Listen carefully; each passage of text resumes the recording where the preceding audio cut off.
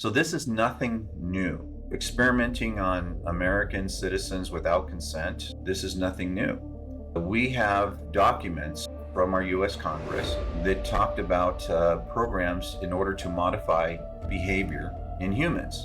Your biometrics, so your heart rate, your body temperature, your respirations, all of this. And in the report, it said, including remotely, read your thoughts. Well, it was once considered a conspiracy theory. Mysterious brain injuries. Declassified CIA documents prove that, yes, the CIA actually has been, for decades, researching how vaccines could be used for mind control. A previously unknown weapon. Brutal directed energy weapon systems that are designed to incapacitate. Wounded by a secret weapon. Individual over a certain period of time will produce psychological and physical reactions. I immediately felt fullness in my head.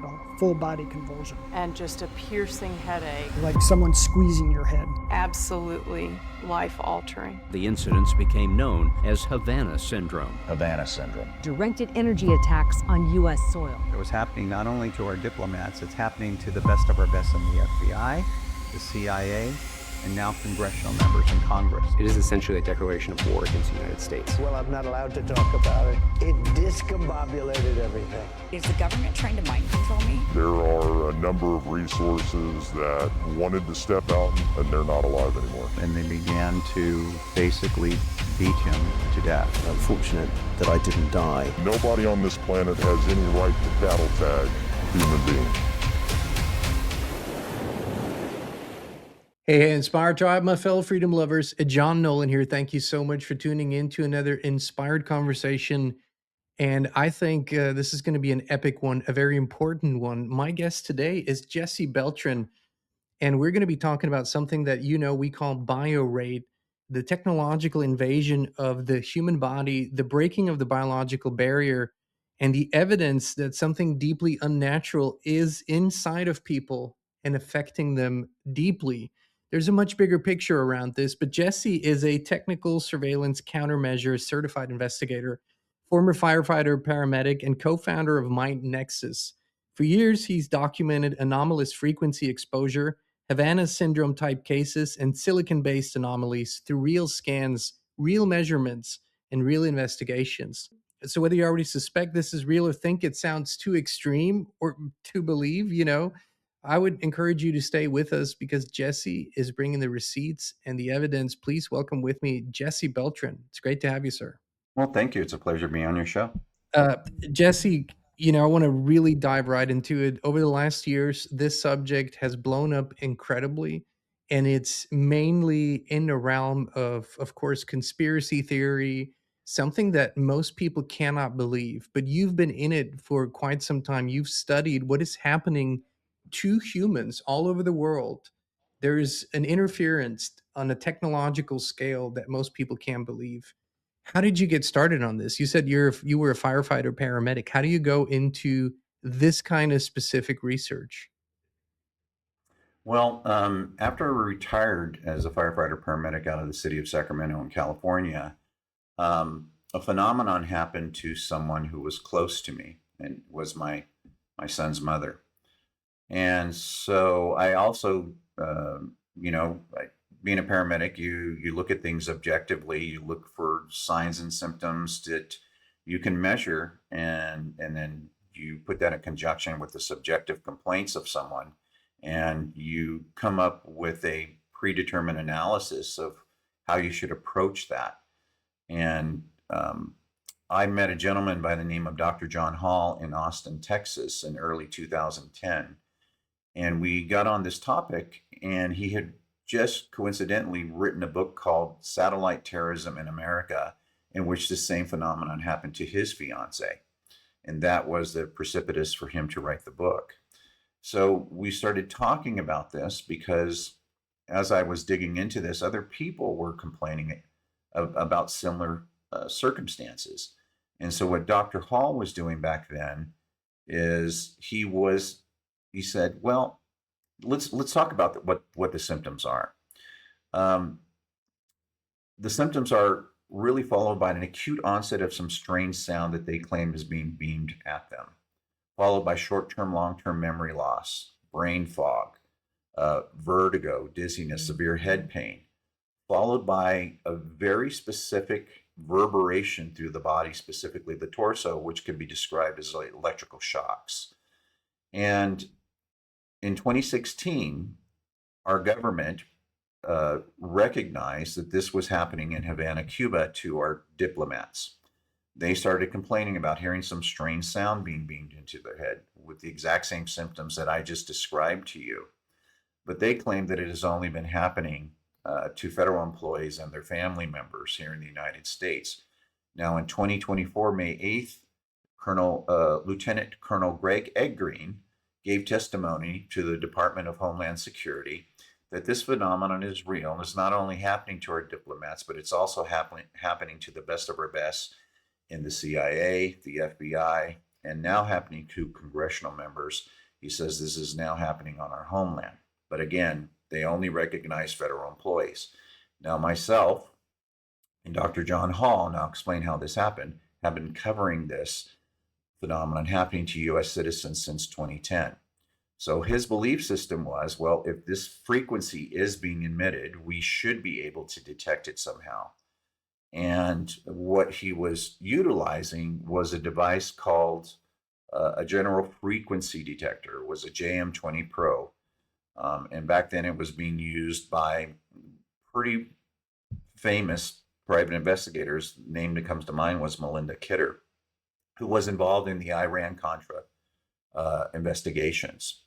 So what John Hall was doing is he was testing to see if there was any type of emissions he could detect around the human body.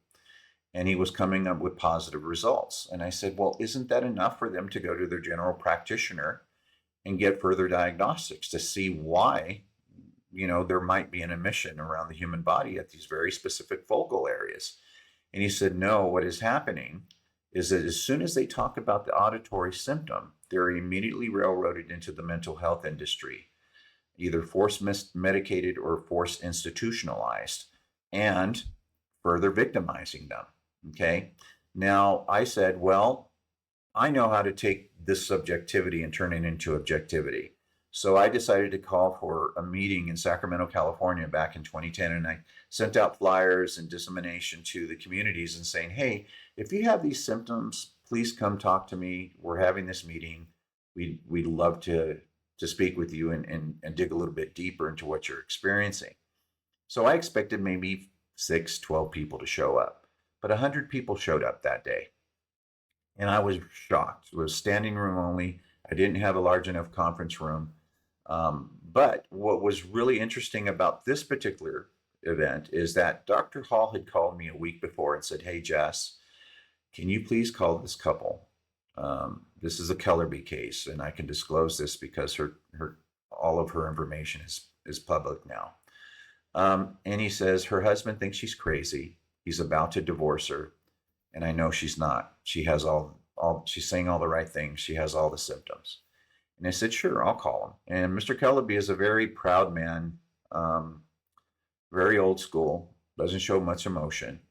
And I spoke to him and I said, hey, John, yeah, I get it. This sounds far-fetched. It's pretty out there. But can you just slow down a little bit in your decision-making process? I'm holding this meeting. Would love for you to be there. So John and Bonnie Kellerby were at that meeting in Sacramento on that day.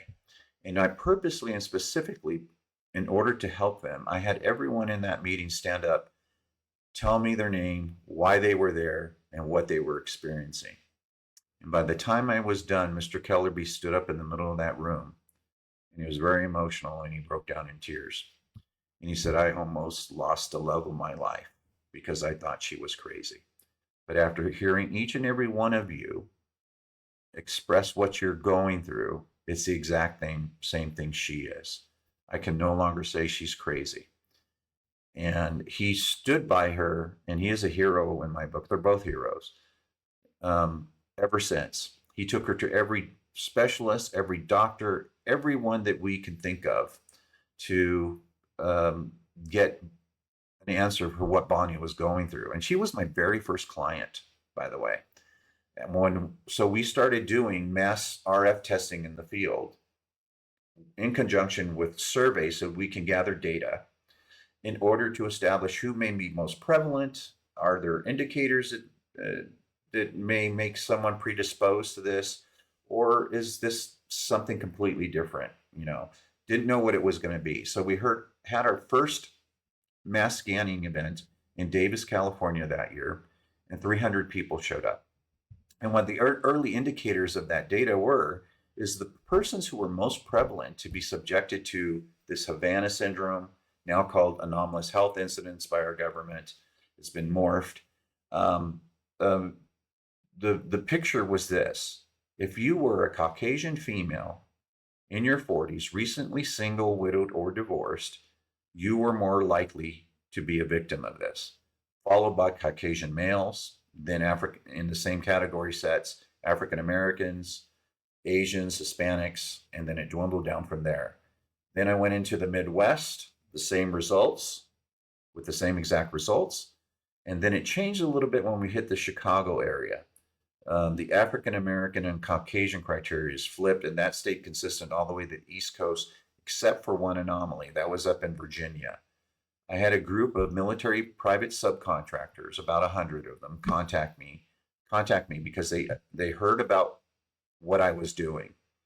And so I went there, and there's still a case there in the court systems in which a gentleman who tested positive is now suing the federal government and the military over his circumstance. But what did this mean? People were coming up positive in very specific focal areas for some type of frequency detection at the nasal dorsum. So you're scanning them, and they're emitting certain signals in certain areas of their body where the body couldn't naturally produce those signals. That's what you're saying, right? That's Okay, exactly what I'm that's to be saying. clear, yeah. And this may be, let's see if I have a graph here that I could show everyone.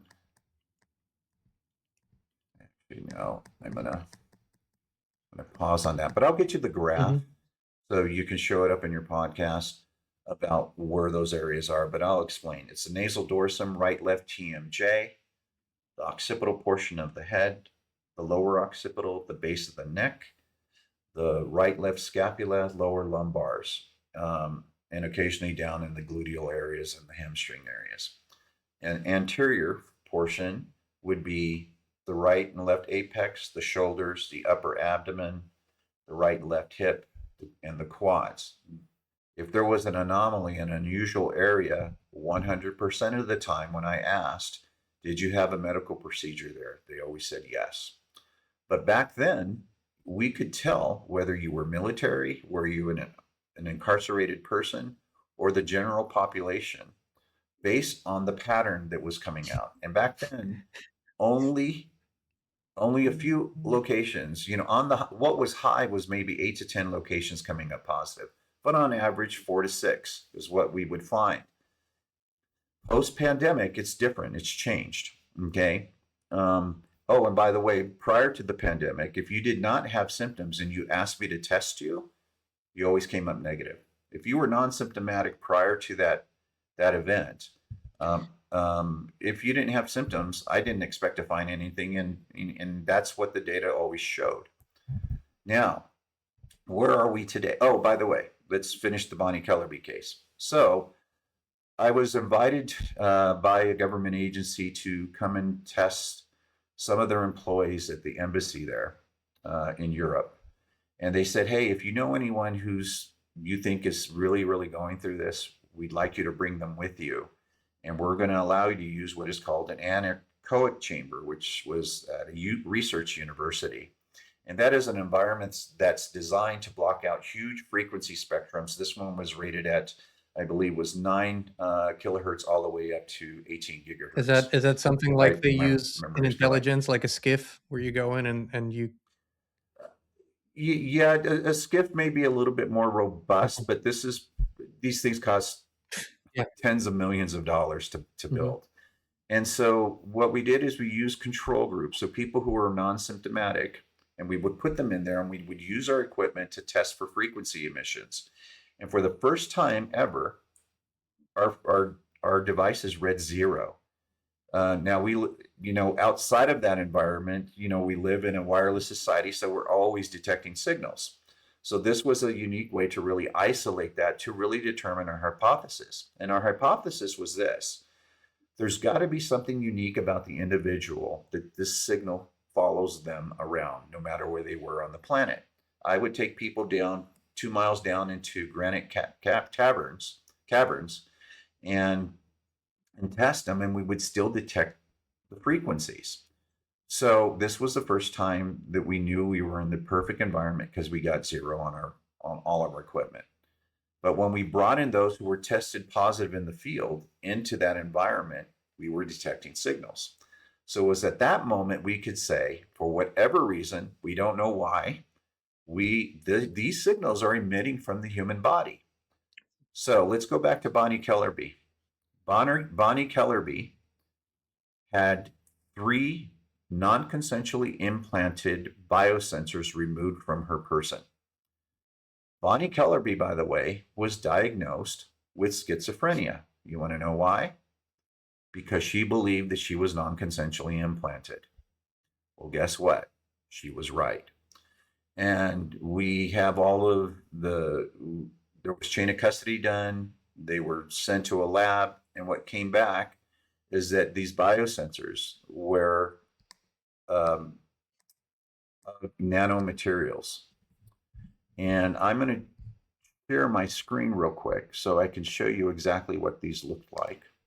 So this is John Kellerby. This is Bonnie Kellerby, the sweetest, loving couple that you will ever meet. So this is the photomyographic report. Hopefully it'll show up on the screen. So what you're seeing here are photomyographic images of what was removed from Bonnie. They have nanowires. Our bodies don't reject them, so they'll completely engulf the implants. They come in various shapes and sizes. And by the way, these are down to the size of a letter on a penny. So this is what year that you made those?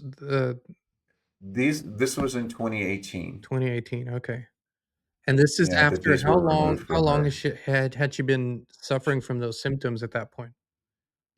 She had been suffering since early 2005, 2006. So we're talking way back when nobody knew this technology was in that stage that it was in. That exactly. And so if you read here, it goes, a collection of 3 specimens were received, by Integrative Health Systems for photomyographic imaging and evaluation assessment for nanotechnology as a possible biosensor or nano vehicle sensor. You get the gist there.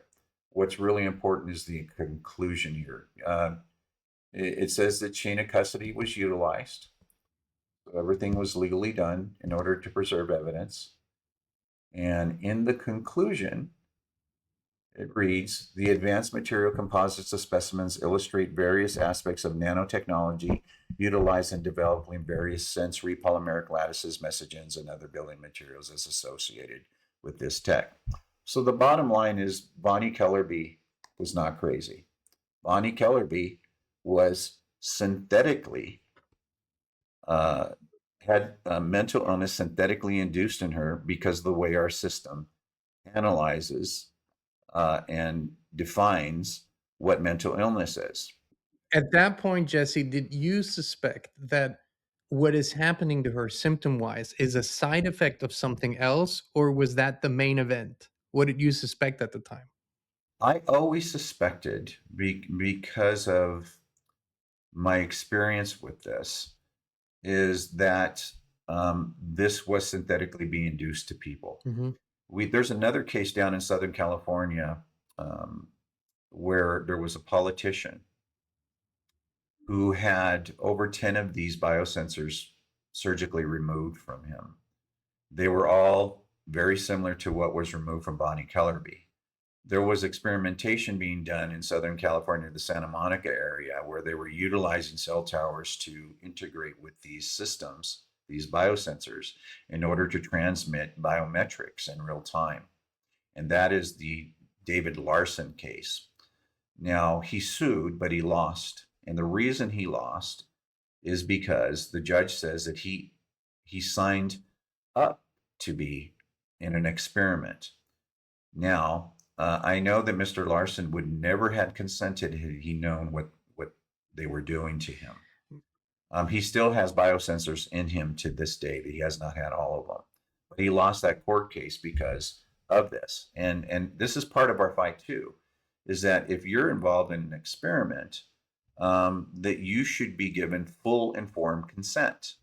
And we'll get into that, whether this is legal or not, a little bit later. But where are we today? Okay. Right now would be a good time to play that trailer. Sure. You know, I'm being followed by Edward Zoll, the producer of Died Suddenly, which on day one of its showing had over 1 billion views. And they've been following my work around the world now. And they're doing part 2, Died Suddenly part 2, Nano Sapiens. And this will give you a good foundation. Okay, let's of what watch we're it. doing. Well, it was once considered a conspiracy theory. Mysterious brain injuries. Declassified CIA documents prove that, yes, the CIA actually has been, for decades, researching how vaccines could be used for mind control. A previously unknown weapon. Brutal directed energy weapon systems that are designed to incapacitate. Wounded by a secret weapon. Individual over a certain period of time will produce psychological and physical reactions. I immediately felt fullness in my head Full body convulsion. and just a piercing headache. Like someone squeezing your head. Absolutely life-altering. The incidents became known as Havana syndrome. Havana syndrome. Directed energy attacks on U.S. soil. It was happening not only to our diplomats, it's happening to the best of our best in the FBI, the CIA, and now congressional members in Congress. It is essentially a declaration of war against the United States. Well, I'm not allowed to talk about it. It discombobulated everything. Is the government trying to mind control me? There are a number of resources that wanted to step out and they're not alive anymore. And they began to basically beat him to death. Unfortunate that I didn't die. Nobody on this planet has any right to cattle tag a human being. Nobody. There we are. Wow, that's well, cinematically a great trailer. But you know, when I see this now, all these years later, that my own research started in this, you know, it's not that I feel good about it. I just feel good about that it's finally hitting sort of a massive audience. This awareness, and you know, what I wanted to share earlier, it hits close to home. I never shared this publicly, but in 2010, I saw a psychic, and she detected multiple implants psychically, you know, and we knew at that time, we heard about, you know, that randomly injections might be holding nanotechnology. When you have any kind of procedure and you get an injection, there could be something in the vial. But this was 2010, and when I when I shared this with people, you know the reactions, you know how the world was back then. Literally, you were immediately pushed into the you're insane. You need to be locked up. So when Yeah. is this film coming out? The second part. It'll be coming out in June. Okay. So our next move is we have another case where the implants have been found and died. Now, this is old technology. We're just fortunate that this particular person has had this in them for a while, and we're going to be filming that surgery and the removal of these implants so that people understand it's not above our government to experiment on us. Okay, we talk about Project Artichoke, where our U.S. government was trying to find out ways that if we were to get an adversary, how we could get them to disclose secrets. They would use things like techniques like hypnosis, shock therapy, drugs, delivery systems, whether they put it in the food, the water, the air ducts, including vaccines. So this was back in 1950s, Project Artichoke. Mhm. And then Project Artichoke developed into MK Ultra. And MK Ultra developed into, I believe, something like 154 sub projects. And, Yeah. and really, the whole goal, again, the theme was to how do we manipulate the human mind? Exactly. Let's Okay. let's talk about this goal, because you go from finding these frequencies and the anomalies, and then of course you ask why, who, for to what end, right? So how did that journey sort of, when did you for the first time realize who was doing it, and what were the connections to why were they doing it? There's many projects going on, but what was the first time that you realized, hold on, this is really dark, what's going on here? Yeah, once the Bonnie Kellerby case came to fruition, we sort of reverse engineered the story, taking it all the way back to what the ultimate agenda was. And out of MK Ultra, I don't know if you've heard about Dr. Jose Yes, Delgado. yes. Well, actually, even before him, there was Project 95 out of MK Ultra, and that was where they were implanting brain chips into dogs and other animals in order to make them a weapon, to control them, to be basically attack weapons. And Jose Delgado and when they mastered that, Jose Delgado developed a brain implant that he can put into a bull. And he got into the arena with the bull, and it would charge at him, and he would press a button, and then it would become docile. It would stop the charge. Okay. So if you work this all the way through, the next step was, how do we do this to the human brain? In MK Ultra days, there were other sub programs where they were putting implants in children as young as 10, 11 years old, and utilizing mind control techniques down to the age of 5 to condition children in order to see, what they can do as they grow older. So this is nothing new. Uh, Experimenting on American citizens without consent. We can talk about the Tuskegee experiments. We can talk about the radiation experiments. On and on. This is nothing new.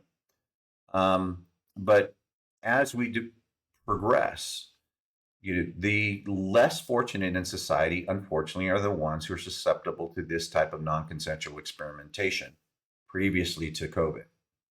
Okay. Now, we have documents from our US Congress that talked about programs in order to modify behavior in humans. And they would very consistently experiment on people in the mental health industry, but more specifically in our prisons. And in 1974, Vacaville Prison, in this report, had already developed the ability to remotely monitor your biometrics, so your heart rate, your body temperature, your respirations, all of this. And in the report, it said, including remotely, read your thoughts. Okay, that's in 1974. Now let's move to 1994, the New World Vistas Report, a declassified document put forth by our United States Air Force in order to keep us a superpower 50 years into the future. So on page 89 in that report is a chapter with the title called Biological Processes. And when you read that, it talks about using radio frequencies in order to control humans, to negatively affect their biochemistry, their biometrics, their emotions. And in there, it even talks about erasing memory sets and imprinting memory sets from one human to another. Okay. So where are we today? It was a serendipitous discovery. My organization, mynexuslive.com, is our way. We said, okay, we've been studying this phenomenon for a while. Now we need to get out of the umbrella of only helping victims, because we need to start educating the general population about what's really happening. Okay. And so we started holding retreats, and the retreats were meant to bring in people of high academic backgrounds, doctors, scientists, NASA engineers, you name it, the whole gamut. And so we started doing that, and they all started wanting to be scanned and tested. And so our very first one, most people, again, it was generally um, you know, negative, but they were coming up positive in very, you know, the same locations, but at a much sparser rate. And last year is where it all changed for us. Our last event, everyone asked for me to test them, and they were all lighting up in the same locations as the symptomatic people. And I said, how can this be? And Asymptomatic I people, said, right? asymptomatic people. Okay. And I said, is it possible that in that jab, that this was put in everyone now? Okay. Now, in 2013, a gentleman by the name of Dr. Ido Bachelet, and you can play this if you've seen some of my previous podcasts. They play that video of him. He was in Israel giving a TED-Med talk from his university. He says, "I just brought this from my lab," and he's holding up a 1 cc syringe, and he says, "In this syringe are 1,000 billion robots that he just brought back from his lab." Say that number again. 1,000 billion. That's a trillion. Trillion. That's a trillion robots. robots in a 1 cc syringe. Okay. Jesus Christ. 1 milliliter. Okay. Of material. A trillion robots that self-replicate, self-assemble, cross the blood-brain barrier, and will do whatever they're programmed to do. Even crazier, he talks about how he teaches his students in the lab how to control these robots once they're in a host with a joystick. Okay, your Xbox controller. Okay, now let that sink in. Okay, and you can't make this up. You just look up the TED-Med talk, Dr. Ido Bachelet, nanorobots. I saw that before, and it always boggles the mind because let me ask you this, Jesse. Is it plausible that humans have gone from horse and buggy to 1 trillion nano robots in a milliliter in 120, 130 years? It just doesn't seem possible that that could have happened in that time period. Well, it unfortunately it did, and I can tell you this: there's always a lot of secrecy. We're always trying to be the ones to hit the home run first, right? That's the American way, and just so people understand, well, what's a nano measurement? When he's talking about these things are 50 nanometers in size, that's 1/2000th the size of the width of a human hair. So you can't even visually see these things. Okay. And that's down to the sophistication that we're at today. Now we're talking about nanolipids. The bottom line is, in that trailer, the gentleman that had the mask over his face, he's a whistleblower. And we looked at his notes in the documentation where he was brought into a meeting, and they were disclosing this back in the early 2000s, what they were going to do. And that company that he took those notes from was called BioNTech. Guess who owns a large majority of BioNTech? Bill Gates. Yes, well, it wasn't BioNTech originally a German company, and then he bought in. Yeah, I remember that. Yeah, a significant amount of shares. So he was heavily invested in this. Okay, so where are we at now? And well, let me ask you this: 2020 rolls around, 2019. I assume you knew what was going on. I assume you knew exactly what's going on and what the solution is going to be to this new problem. Did you already suspect this was going to be the sort of the mass treatment for nanotech? Well, my opinion is that technology in and of itself is not good or bad. It is who is in control of the technology that makes it good or bad. Okay. And here's where we're at. Post COVID, now everyone is lighting up. Okay. Specifically those who live in these inner cities where there's 5G, 6G, completely bombarded by RF emissions.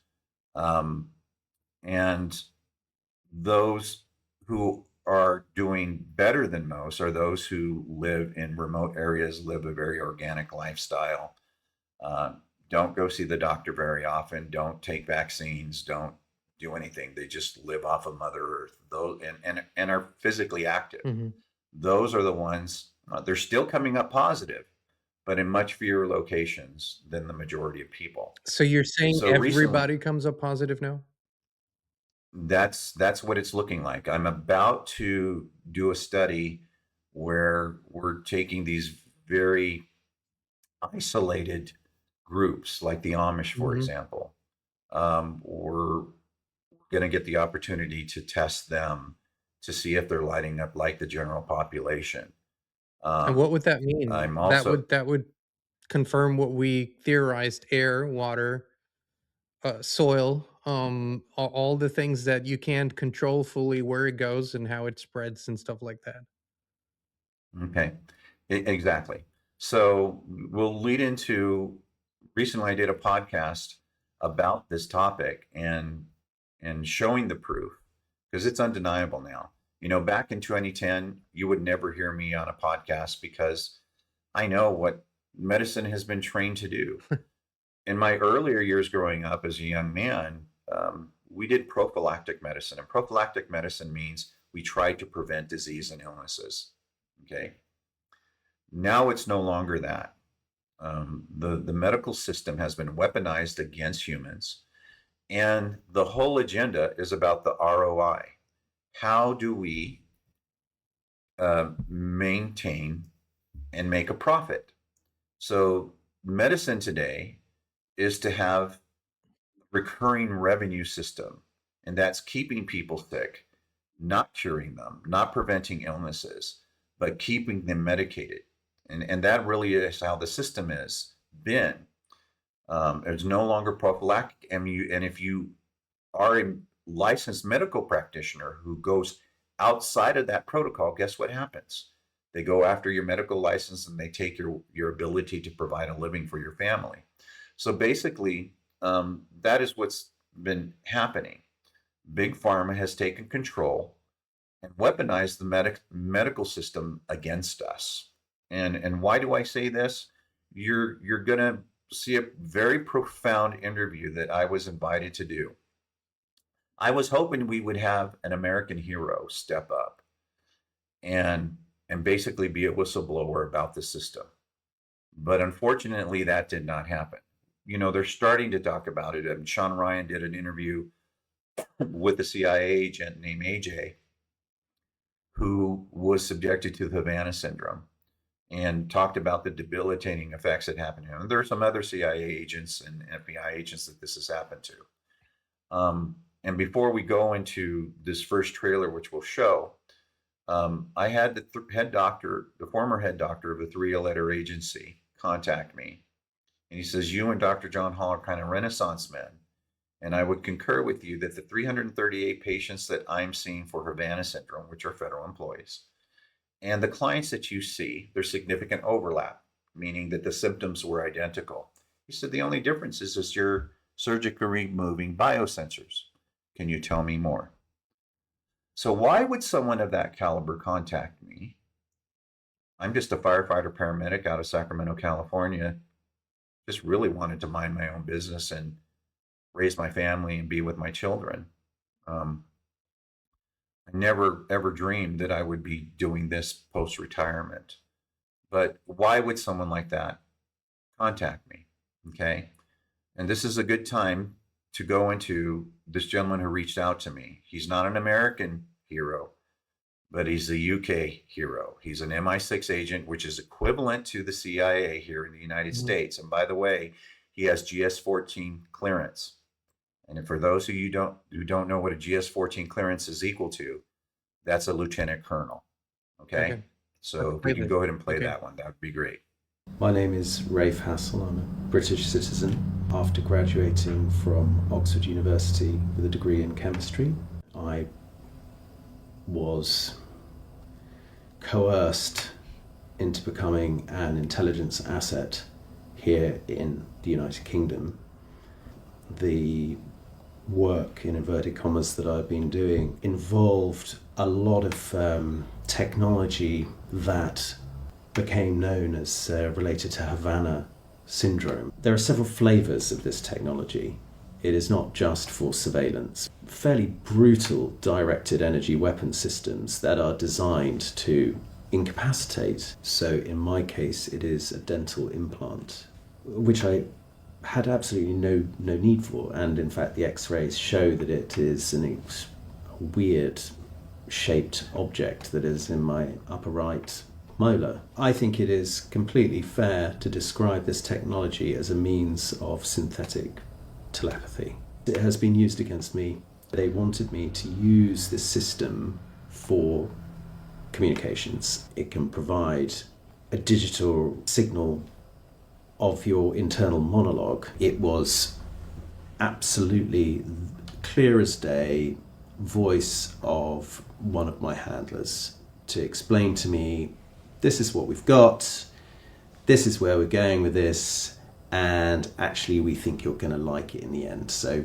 just stick with it. And I was shocked and I was furious.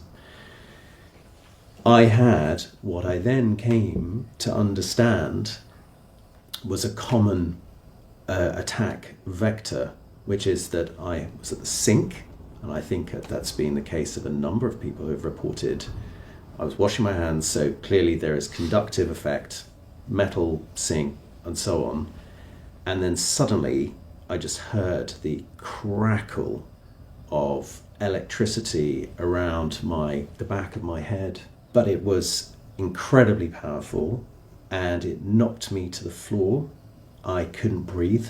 It took me years to recover, but I was fortunate enough to do so, and I'm fortunate that I didn't die. And that was my introduction, let me say, to the alternative version, and that was not by my own government. So what stands out? What stands out to me? I don't know. To tell me, to me, to say that that's high level MI6 goes on, shares the story, very unusual. I'm like, why is this guy even allowed to share this story here? That's what mainly is my question. Yeah. Well, he's pissed off.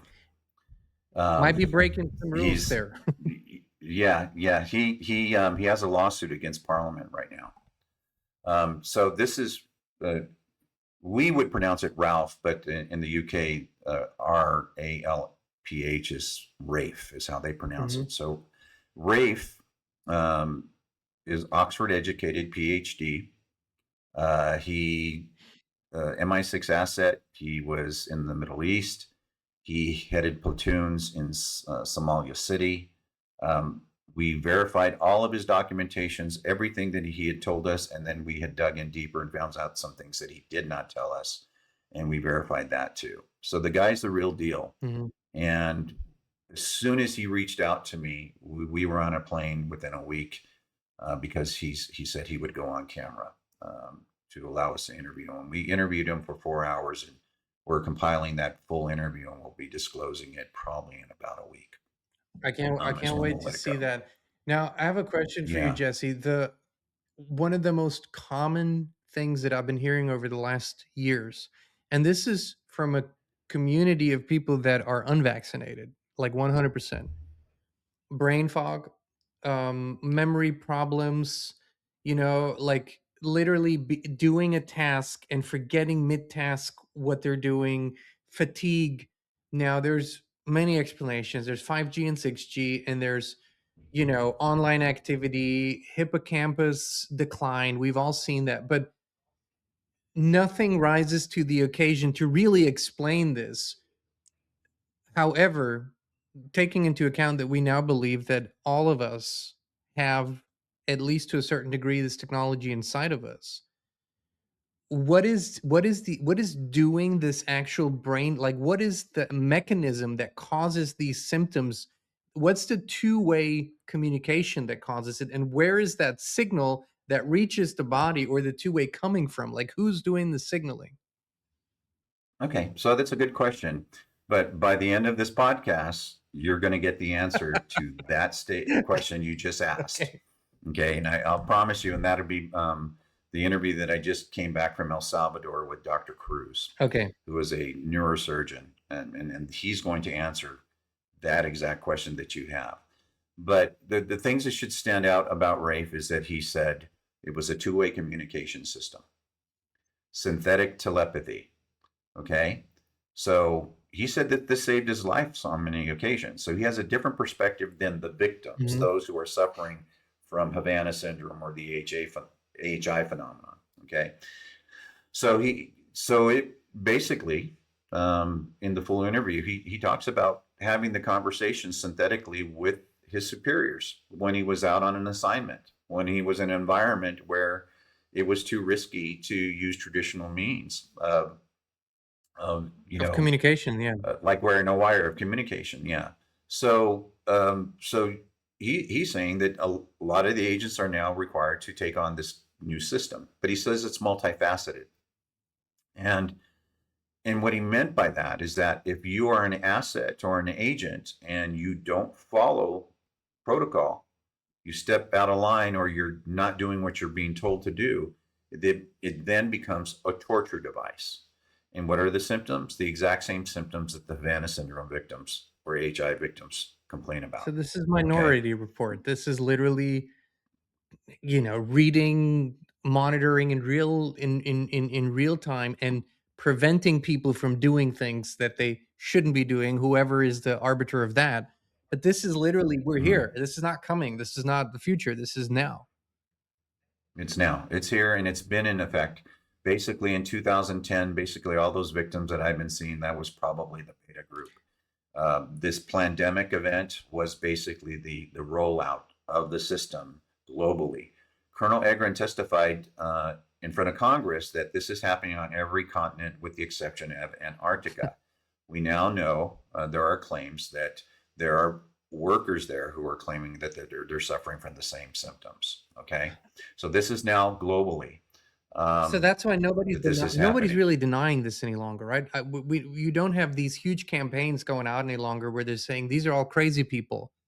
We're being soft sold this technology through wearables, and people coming out and saying how wonderful it is that we can now monitor all this data and act in real time. It's the selling phase of the technology, not the denial phase any longer, right?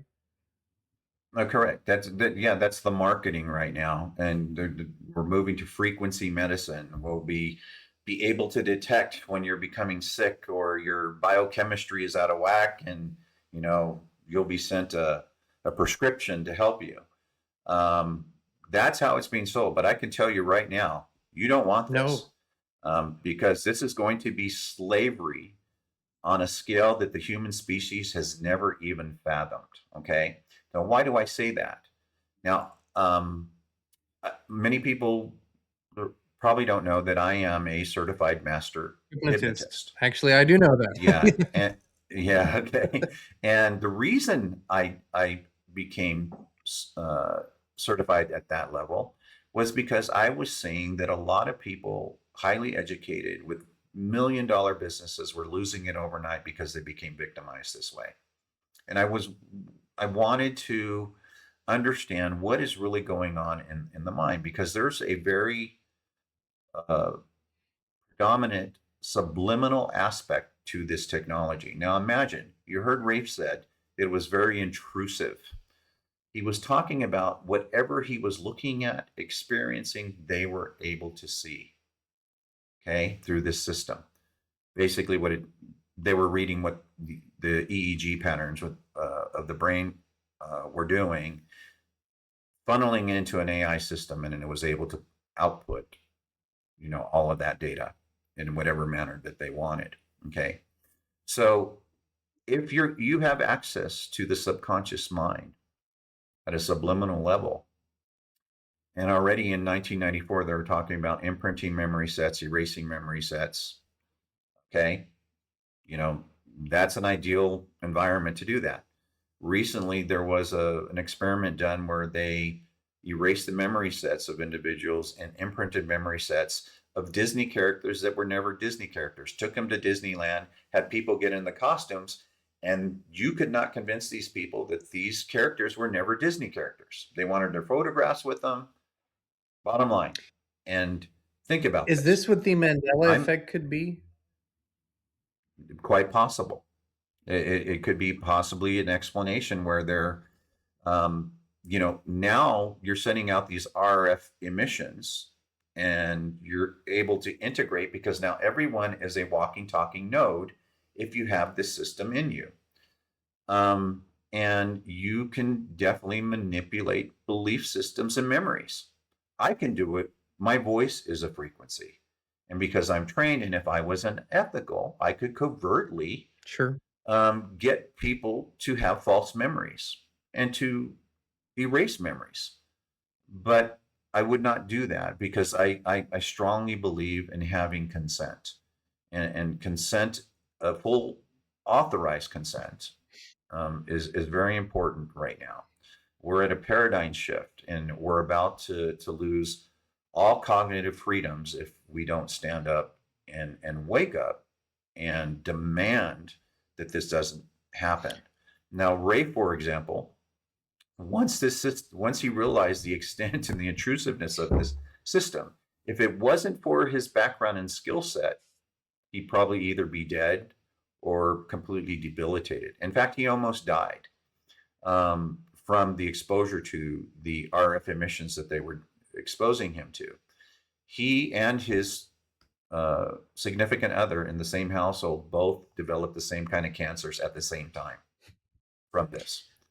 Went through chemotherapy, everything. But he demanded, he says, look, you're going to stop. I do not want to communicate this way anymore.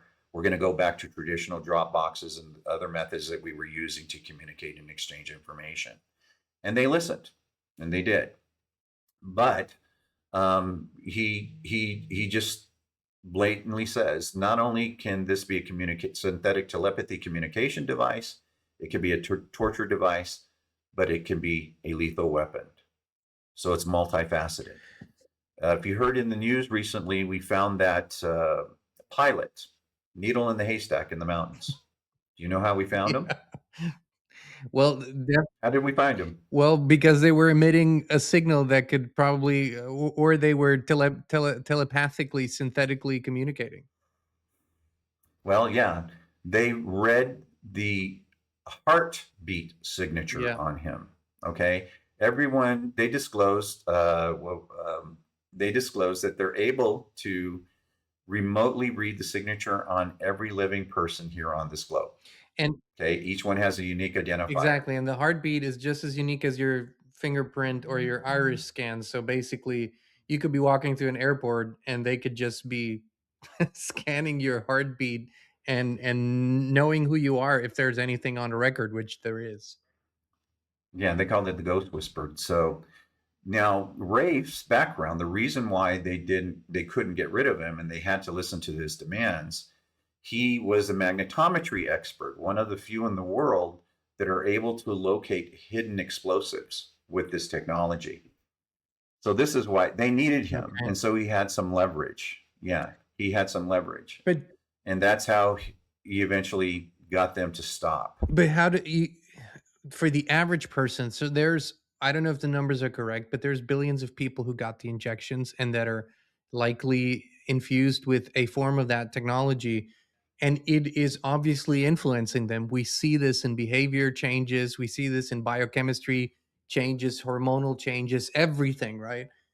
At what point do these people even have the ability to provide their consent or say it was never given when they're already under this influence? Like this is such a catch-22 situation, isn't it?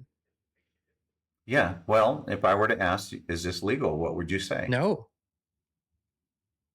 But it absolutely Did is. people sign In that? 2016, President Obama instituted the Cures Act, 21st Mhm. Century Cures Act, and that was sold, marketed to the American people as a way to fight the opioid epidemic crisis. But hidden in that was Section 3024, and under Section 3024, it specifically says it is legal to non-consensually experiment on U.S. citizens without their consent as long as it doesn't exceed minimal risk criteria. So, what is minimal risk criteria? Here's the definition: nothing that doesn't happen in normal everyday life. So, I'll make this next statement: does death happen in normal everyday life? It does Answer is every yes. day. Yeah. Okay. Now, here's the other caveat: you got the fox guard and the hen house. All of that data, if you're doing an experiment for the US government, is protected under national security protocols. So if you're a research university, military subcontractor who's doing experimentation, any of those entities, you're completely protected, because if you try to find out if you're on an IRB through a FOIA request, guess what? They just claim national security protocols, national security issue. They can't disclose the data. But just before the transition into President Trump's administration, the Biden administration extended those protections to private enterprises who were doing experimentation for them. Okay. So that is the reality of where we're at. And we do have a URL where we're trying to get 3024 repealed. So everyone watching, we need your help. We need to get to over 1 million signatures. If you go to stop3024.com, you can sign the petition to repeal Section 3024. And even after that, then we have to go after the rule of law, because the rule of law does have some language in there that allows the continuation of experimentation on civilians, but it is not as robust as 3024 under the 21st Century Cures Act. So, but we still got a lot of work to do, but that is what we need to have happen now. So, So who runs the algorithms? Who runs the computers? And I know that I said this question before because I'm imagining all these different government programs over time, the artichokes, the MK Ultra, what DARPA has been doing. At some point, they funnel these findings into the private sector and go into and the private sector starts monetizing this and bringing this to market and doing these experiments, and then it goes back to the government, in a beautiful, cruel partnership. But who's who's the head honcho here? Like, who's doing the doing? well, I think you mentioned that about security clearances above the president in your last podcast. I I I never understood that concept until I got into this line of work, and to my surprise, the security clearances go all the way up to level 34. I had the opportunity to speak to a level 15, and if if they are having access to information that not even our president is allowed to get to, then who's really in charge? What it boils down to is that you have the military industrial complex. That's really who's in charge. That is the president of countries. And this would be equivalent to everyone around the world. You have these agencies who have been given so much power and so much wealth, by the way, because of us. Our tax dollars are the ones who paid for it. And ultimately, if we don't wake up, our tax dollars are the ones who paid for our complete enslavement. And so, how do we fix this? How do we detect this?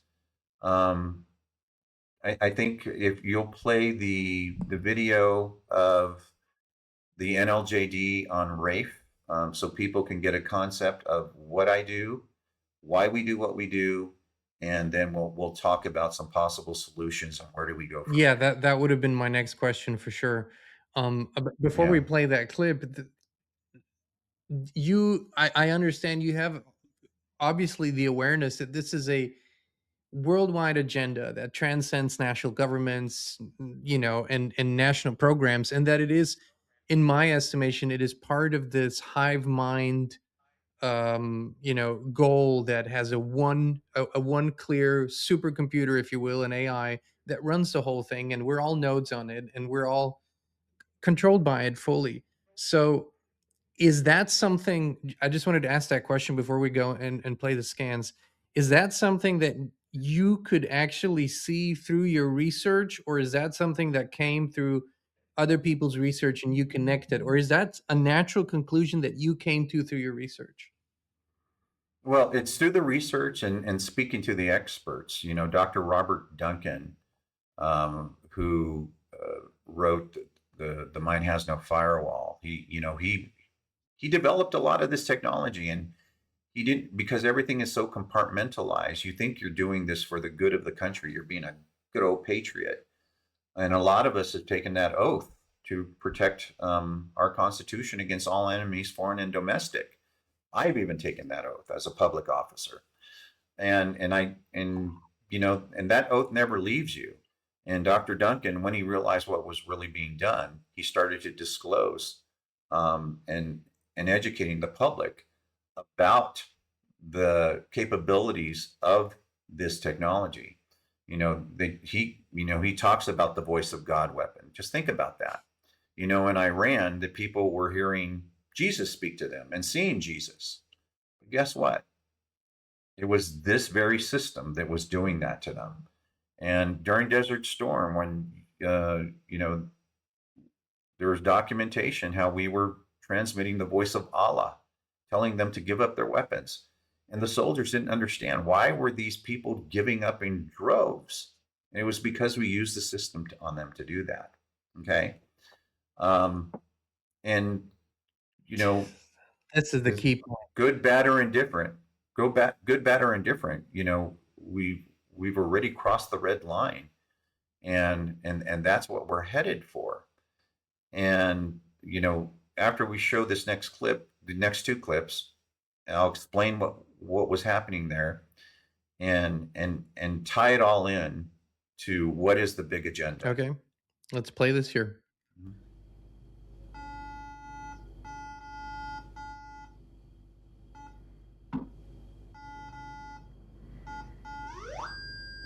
Left superior shoulder, 100% probability silicon. Right scapula, 100% probability silicon.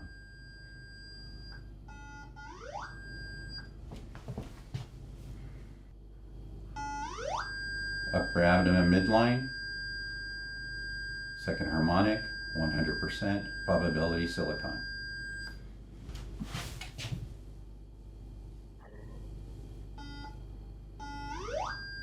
Left TMJ, 100% probability silicon. The areas that hit 100%, for whatever reason, it is indicating a strong harmonic of silicon-based reflections. Typically on the scapula area, typically on this side. When we see those, it's usually a tracker. Okay. So, but this is speculation right now. We can only Of talk course, about yeah. what the equipment is designed to do. Yes, of course. Yeah. Yeah. So if we wanted to dig deeper into that, I handle the technology side, then we would go and seek out some medical professionals to maybe do an ultrasound in those areas, specifically the ones that came out at 100%. Welcome to 2026, where everyone is a Manchurian candidate. Jesus. Yeah. So that is a nonlinear junction detection device, and that is highly sensitive. That one there's around $20,000 US. And it was originally designed to find oxidation on airplanes. That would be important. You don't want rust on things that fly up in the sky. But serendipitously, they discovered that it will also detect electronic components that have silicon-based based, not silicone. I'll have to talk to the director to fix that. It's actually silicon-based materials, which are in all electronic components. So this is just one aspect of the test. Now, the next clip, you're going to see how we verify that there are signal emissions at those areas that detected 100%. Now, Rafe talks about him having an earlier dental implant for no reason other than that was an amplifier back in the old days. That was old technology where they could transmit information to you and you would hear it, but you wouldn't be able to synthetically send it out. And they told him, and I looked at the documentation from the dentist. It does verify that that is an implant, not for dental purposes.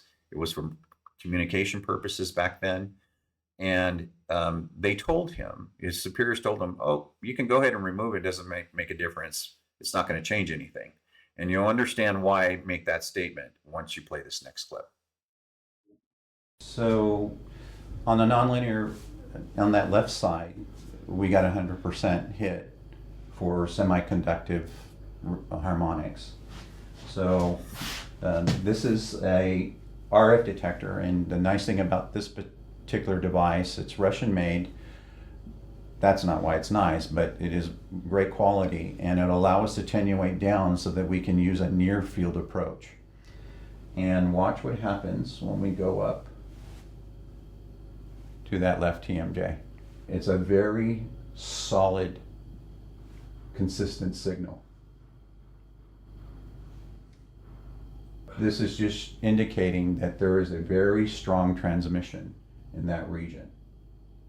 Mm-hmm. Okay, it's solid, it doesn't waver, and then I'm gonna pull away and it disappears. We're gonna go back. Okay. I anticipate this left shoulder where we hit 100% might be the same. Go ahead and relax. Left shoulder, same. What does that mean, Jesse? It means that for whatever reason we're detecting a frequency emission somewhere between 1 megahertz and I'm not even going to say what the upper end on this is. Okay. I'm going to check that right side too. Again, 0. Nothing. Okay. Yeah, nothing. That's pretty significant. Because that would be the older one. Yes. And the nonlinear junction detector, regardless if something is passive or active, it's going to detect that. But whatever it's detecting on this side is not transmitting. Whatever is on that side is transmitting. Mm-hmm. Okay. Go ahead and turn around. I want to try that left scapula because we did come up positive there at 100%. Again, we're at no detection, so now we're going to go where we hit 100%, and I am not surprised. There we go. It's not as strong as well, and actually it's pretty significant.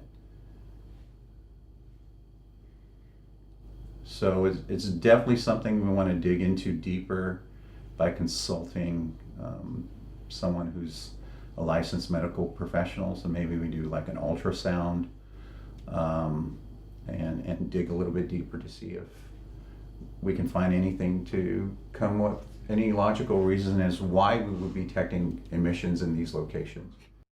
Holy schlitzmalt. That's pretty positive.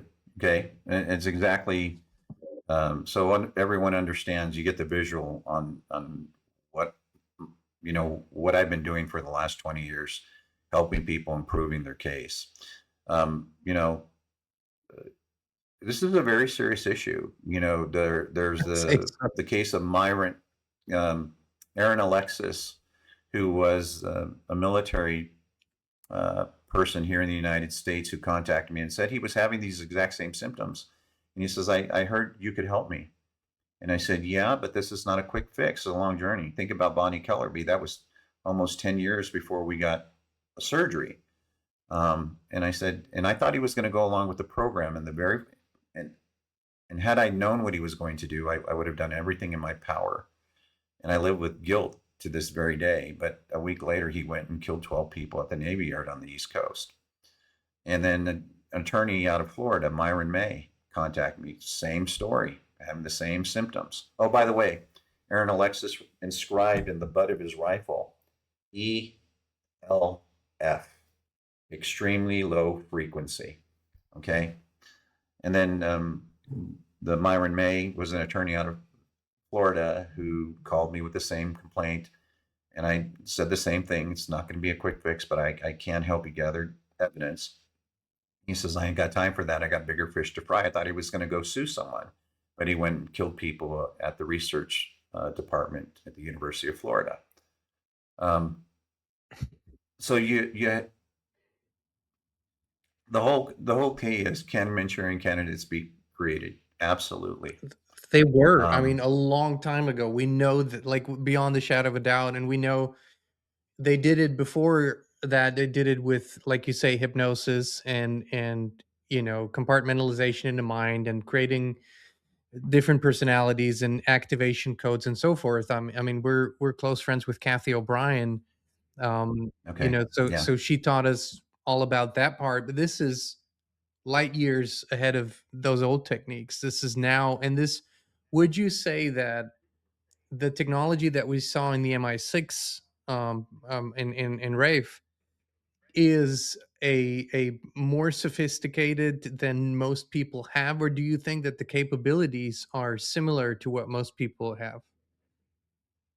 I will say this: the United States has the ability, China has the ability, the UK has the ability, Russia has the ability. They have been at the forefront of these types of technologies for a long time, and India does.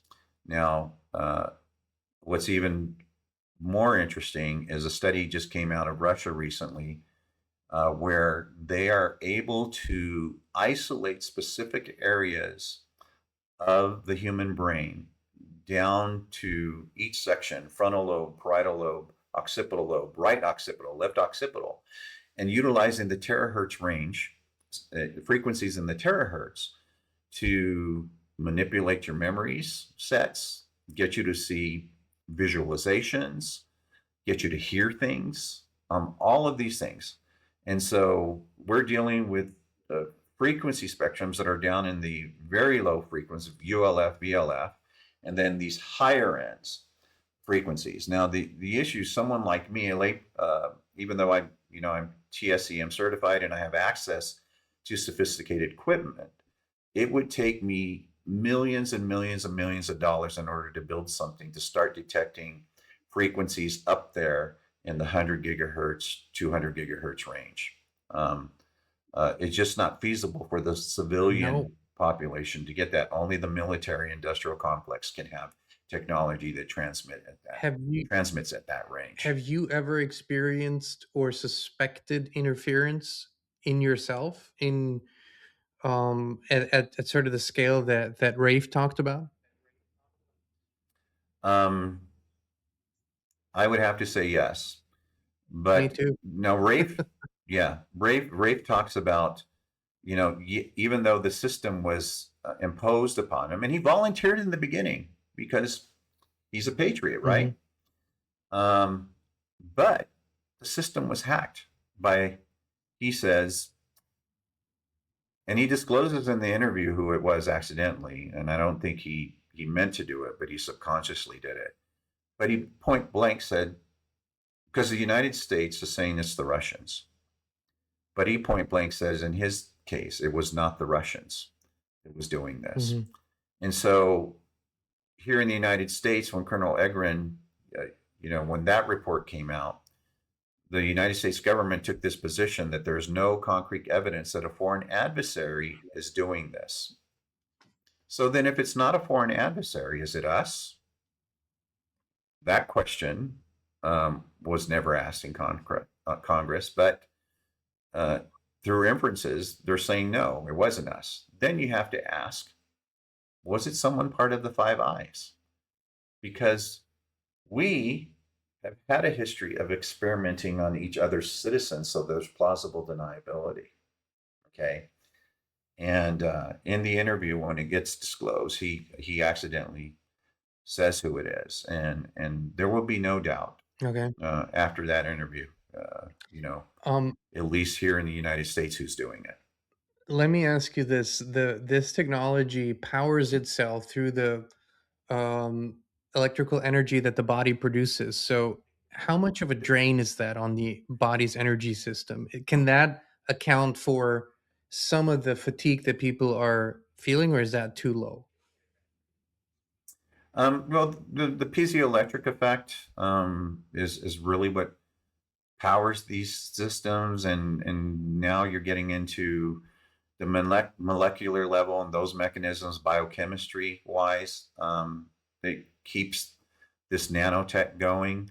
Really, what I just participated in a human subject study in the UK. They asked me as a third party analyzer to uh, assess a group of people, some who were vaccinated, some who weren't, um, to take some best baseline levels of silicon load utilizing the NLJD scanner, because they said that they had a product that would get rid of the amplifiers in the nanotech, which specifically was graphene oxide.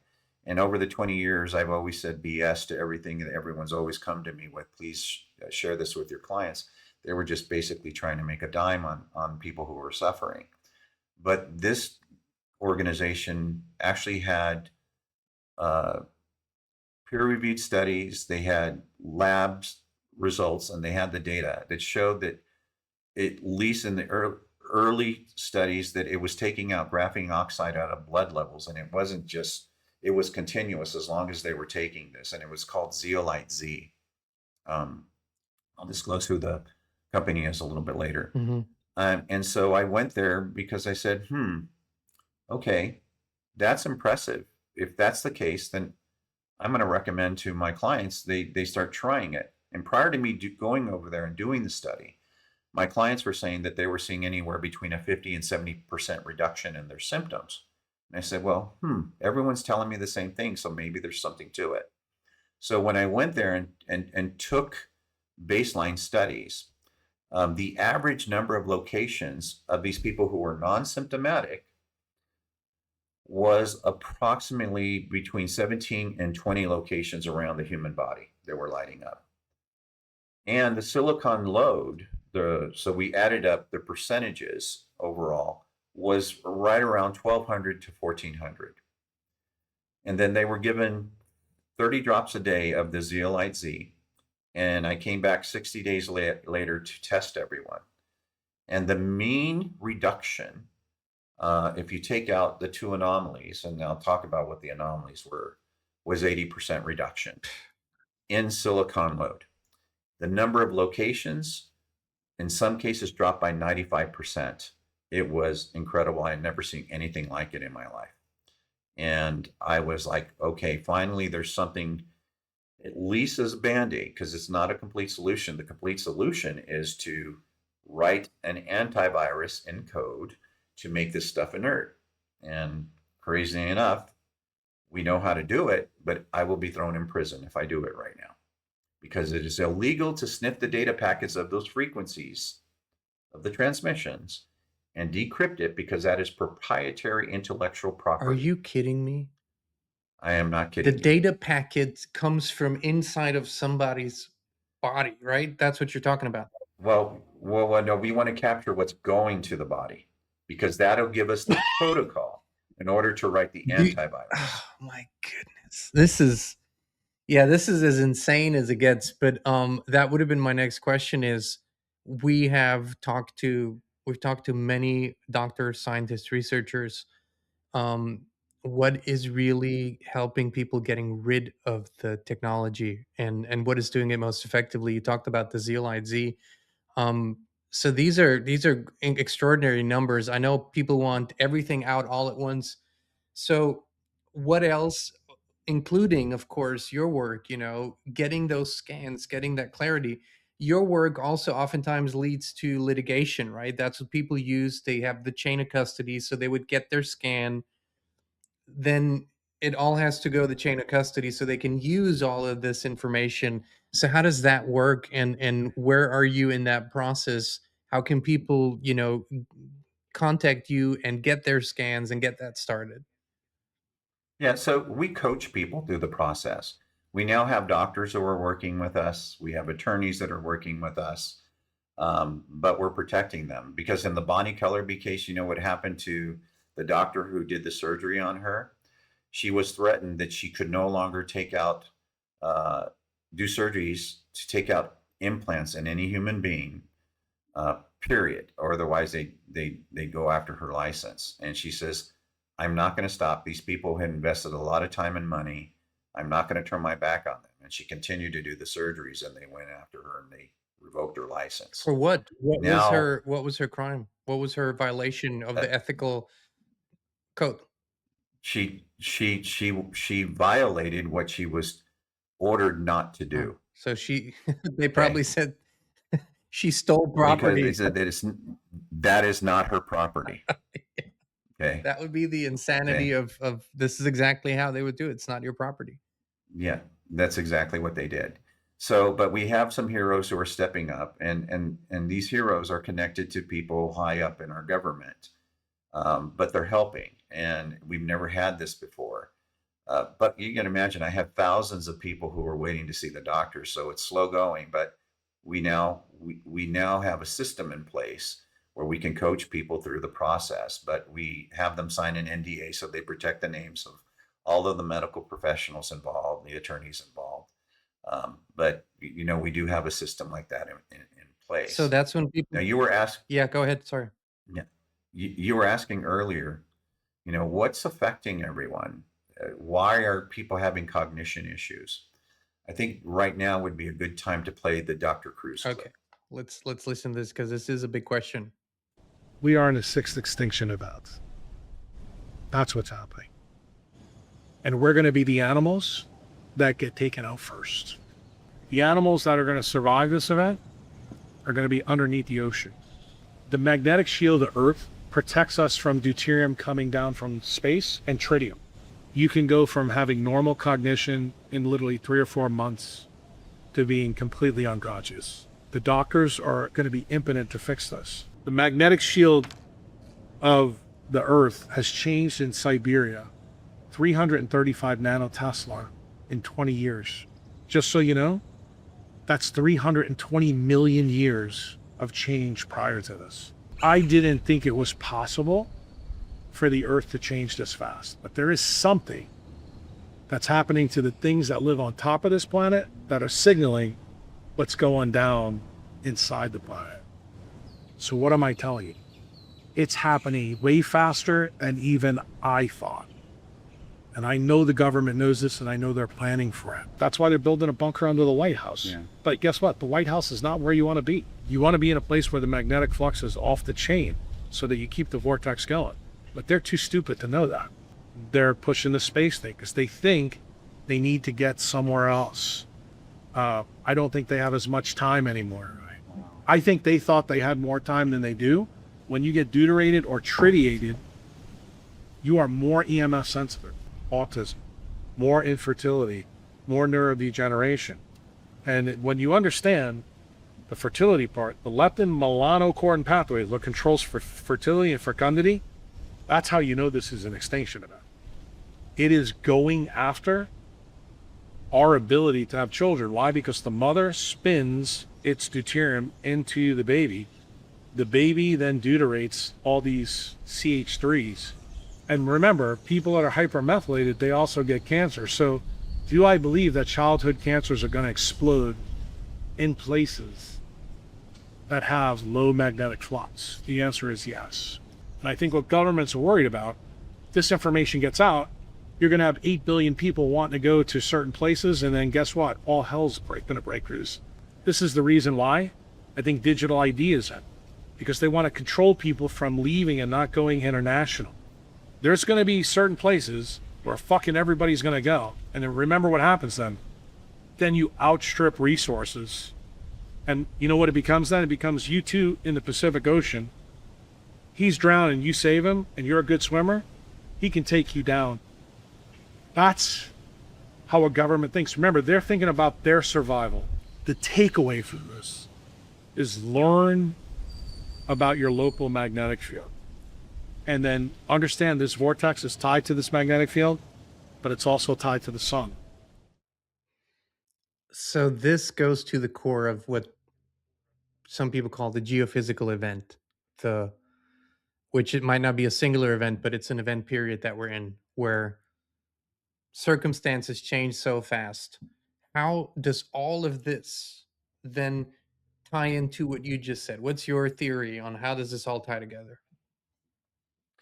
Well, you heard him speak about the digital ID. Yeah. Okay. You heard me briefly mention about the pilot, how he was found. Okay. And then you heard me speak about Rafe's background in magnetometry.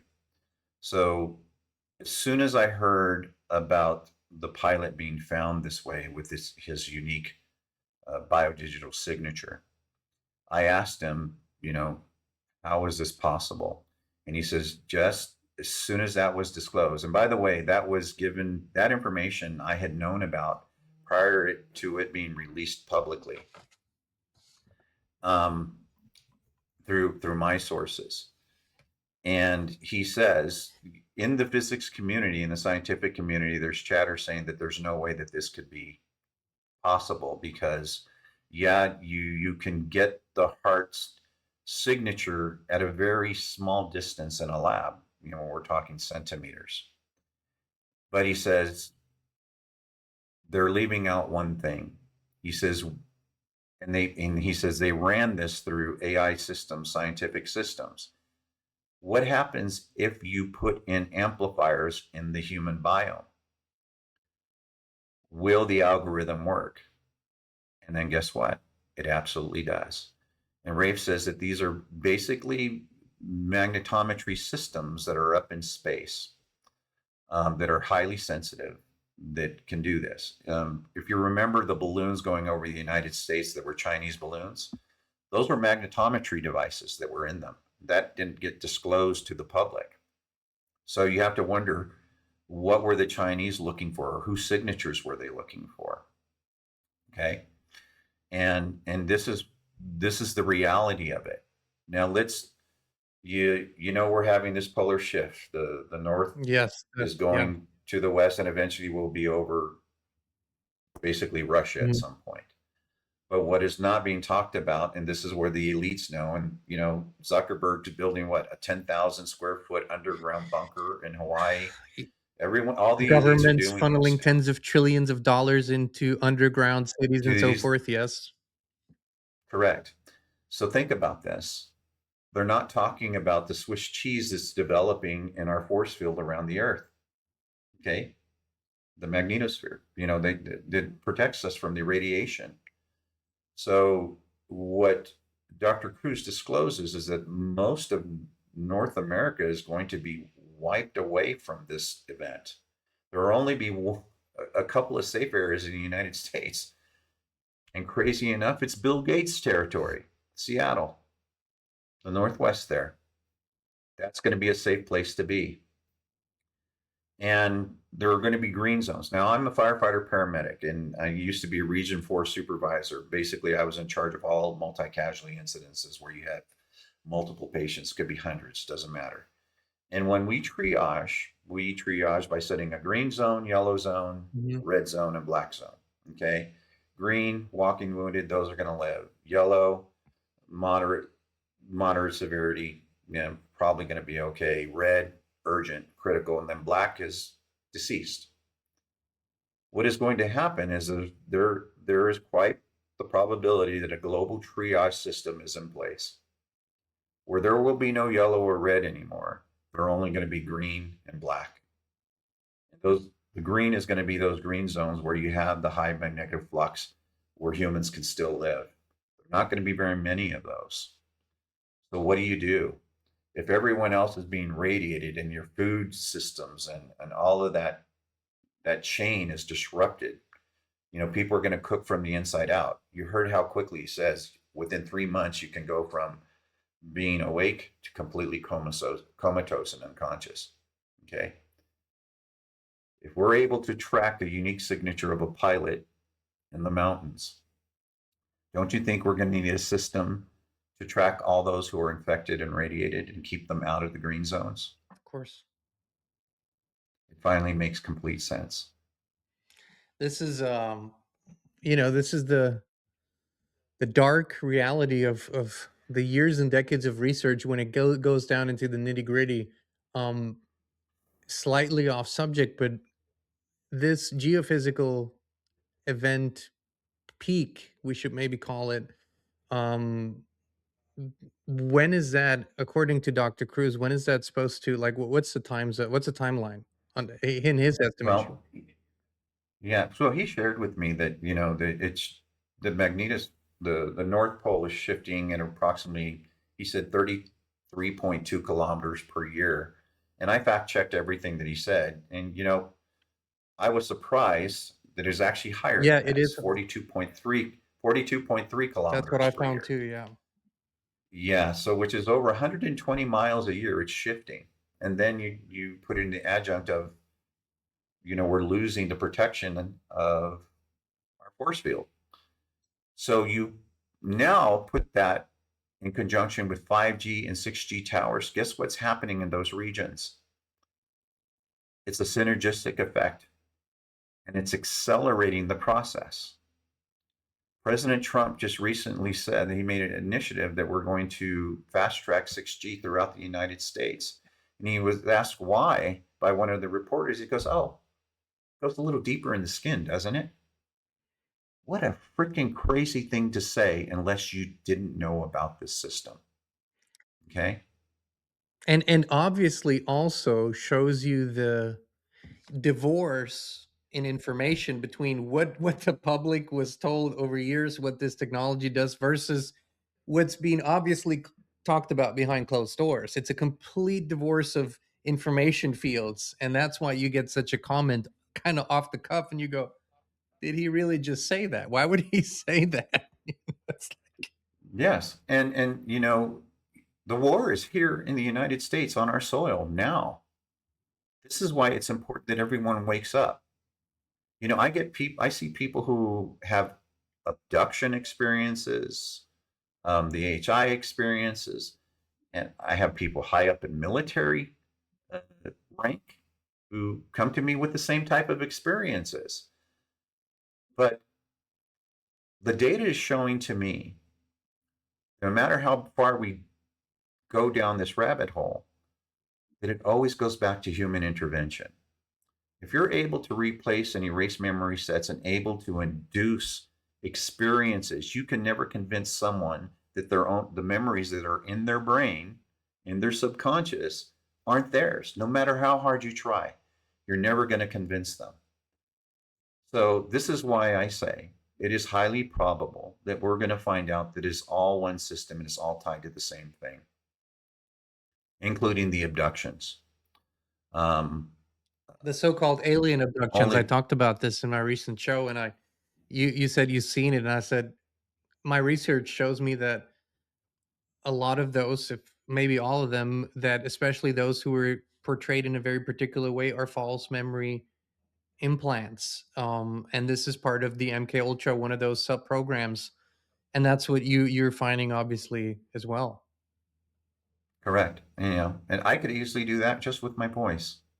Like I said, if I was unethical, you can plant false memories into people. But this Um, requires but this one-on-one, is or being that you done. you speak to a group. This is labor intense, but you want something that can be done remote and Yeah. through technological means at scale, right? That's what they're working with. Yes. Well, UN Cameron back in the day, in its infancy, was paid by the US government in order to see whether you can erase an adult brain and imprint it with new memory sets. And he would use things like shock therapy, induce long term sleep through advanced sedatives and drugs. He would put a helmet over their head and he would play repetitive themes through a tape recorder over and over and over again. Guess what? It's called the law of repetition in hypnosis. So they were utilizing the law of repetition. Now think about this. Now, if you can do this to mass demographics through RF transmissions, this is back then it's called psychic driving, but this is psychic driving on steroids and down to a level no one ever imagined. Technology has outpaced our laws exponentially, and now technology has superseded Moore's laws. Okay. It's now accelerating at an extent. Now we're in quantum computing, and we're now delving into other arenas in multi-dimensional computing. Where does it end? But the bottom line is this. This probably isn't about us anymore. This is about the freedoms of our children, our great-grandchildren, and our genealogies to come. The sovereignty Right now, of we're the at a human paradigm body, right? shift. Yeah. Yeah. The mind. God's greatest gift. And if we don't stop this now, the future of our children is done. They are completely enslaved, and they will own nothing, and they will just like it because they are going to be imprinted that this is how it's always been. Okay. That is what we're facing. A two-part question here, because one thing that I never accept is to disclose something or expose something and then not think about what we can do, because there's always something we can do. So the first part question on this is, do you see that people that have a heightened, in a positive way, heightened state of awareness or a higher level of consciousness, if you want to call it that, that consciously take care of their body, of their psyche, of their spiritual life, have a better natural defense mechanism, and maybe even can override these signals and frequencies, or block them out, or diffuse them? Have you ever seen or observed something like that? Well, because what I know about the system, the answer to that is actually a little perplexed. The bottom line is Rafe had talked about it being a multifaceted system. They could kill you remotely if they wanted to. Okay. Period. And there's nothing that you're going to be able to do to stop it if they decided to do that. Okay. Elon Musk says we're creating an AI god. Okay. Okay. And China is already using the system integrated. The social credit score is just basically a way to control people. You don't do what the government says, then your resources are taken away through the algorithm. AI automatically, you can't get on transit. They'll eventually take away your digital currency, and then you're unable to feed your family or yourself or pay for rent or whatever it may be. It's all about mass control. Okay. Now, there are ways to help lessen the control. And that is, number one, being in tune with your inner voice, knowing what that God-given voice is, knowing what your moral compass is. Okay. That's the first step, being aware and educated. Okay. Number two, what the studies are showing is that those who live a healthy organic lifestyle tend to have less of this in them. Okay. So exercise, sweat, Dr. McCullough just released about the spike protein, is they now discovered that through sweating, this does excrete out of you. We also know that utilizing the zeolite Z done by Masterpiece, that is the only one that I would recommend. The others synthetically made, We'll I put the just link in the wouldn't do that. description for people. Yeah. Yeah. That's going to be in the video description. Yeah. Yeah. Yeah, so you definitely want to be on that, and you just want to make sure that you are drinking water that's deuterium depleted, that doesn't have it in it, or very little amounts in it. These are all things that you can do to help protect yourself as much as possible. But ultimately, going to have to start planning if people don't wake up. Who gets to those green zones first? Okay, Mm-hmm. because eventually those green zones are going to have blockades around them, and you're not going to be able to get into them. So that's going to be an issue. If Not all of us can afford a $50 million bunker underneath our properties. shit, we might not Um, even want to. I don't know. I'm having these yeah, debates. I don't know. At to what point is it? What all do we want to survive? Like, what kind of conditions do we want to live in for how long? But for today, for now, if somebody's watching who says, I want my family to get scanned, or there's a group or a community and they say, we want you to come over and do this, or my company, of employees, I want to make sure that we know and we can get rid of this, or we can get a legal process started. How can they start this with you, Jesse? Yeah, you go to mindnexuslive.com and just doing an inquiry. My team is very quick to respond back within 24 hours. They'll get back to you, and then if you have enough people in a region that want to get scanned, we're looking for at least 15 people.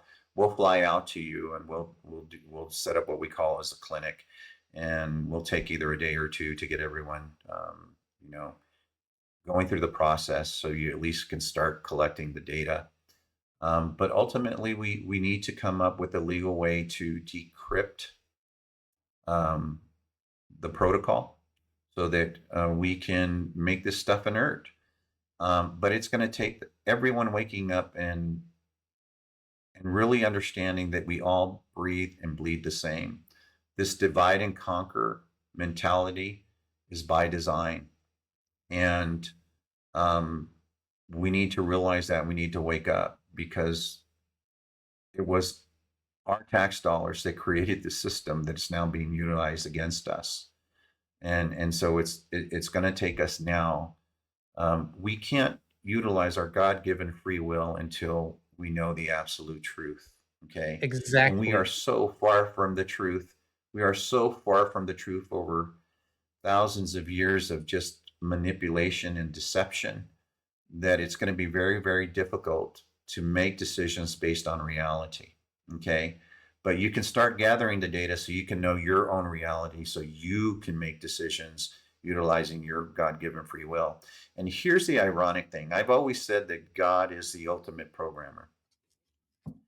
And this is what Dr. Cruz shared with me.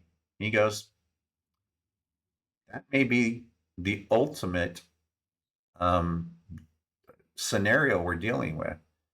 Man is trying to replace God with this AI God. And what happens when we start to lose our force field and you only have these few green zones? He says it could be, and we're heading towards what Mars is today, but we could get hit with a solar flare that completely wipes out all electricity and all electronics on this planet. And guess what? We're back to square one. We're back to the caveman days again.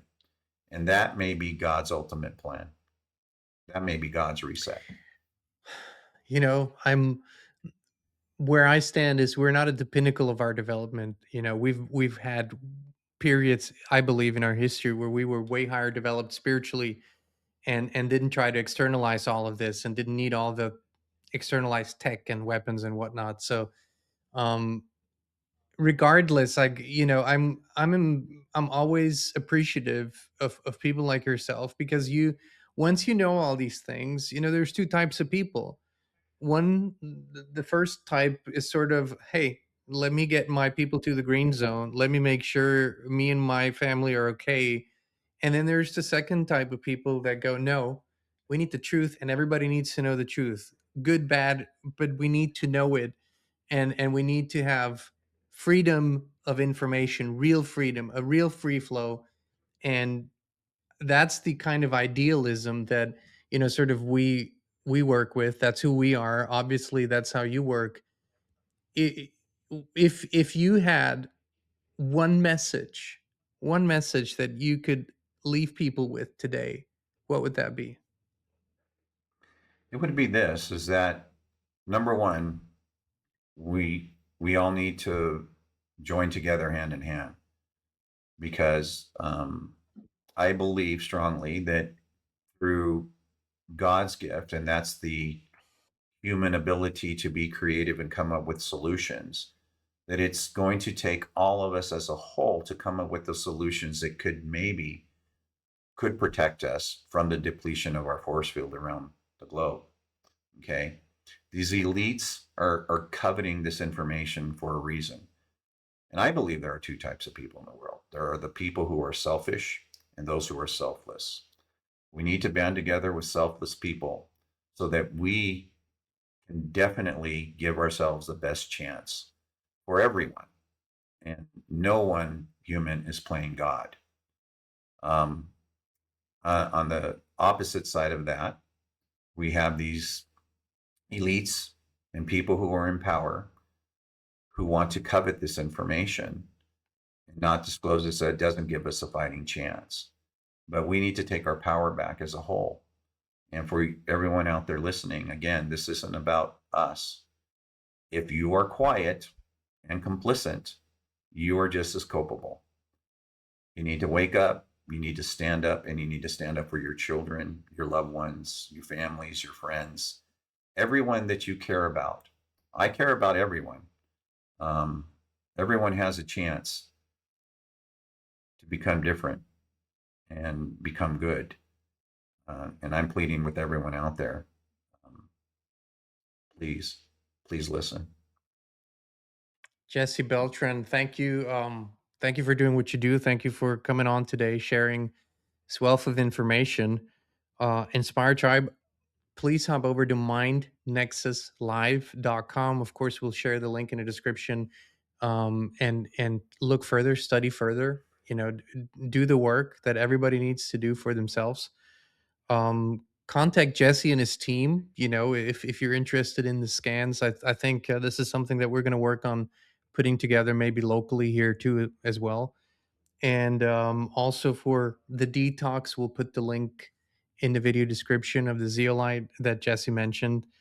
And as always, go study this, go look deeper, go look within. I know many have felt it, many have suspected it. We now have a lot more evidence than ever before. And if everybody, my motto, do what you can with what you have where you are, and then we can get incredible mountains moved. Jesse, thank you again. I so appreciate you coming on, and I'd love to do it again sometime. Okay, thank you. It's an honor. The honor is all mine. Thank you. And Inspire Tribe, thank you so much for tuning in. We love you. We appreciate you, and we'll be back with you again very, very soon. Your environment shapes everything, your thoughts, your health, your energy. But most people never question the invisible field they live in. We did, and that's when FLFE found us. It's not a product, it's a field of pure life force energy that lifts everything it touches. We now live in it 24/7, and we would love to invite you to experience it too. Start your free 15-day trial now. No pressure, no strings attached. Just the truth, resonance, and peace.